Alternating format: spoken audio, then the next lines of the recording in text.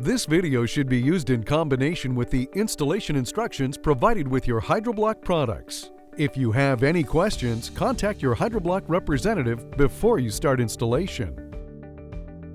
Dry fit the HYDRO-BLOK bench in place to ensure the shower walls are square and mark the location. Apply HYDRO-BLOK joint sealants to ledge supports.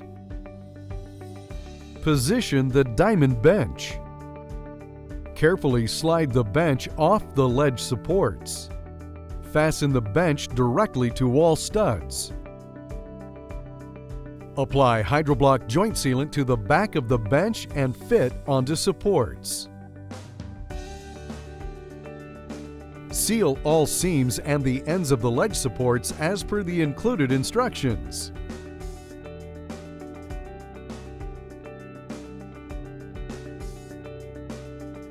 HYDRO-BLOK, the better shower system.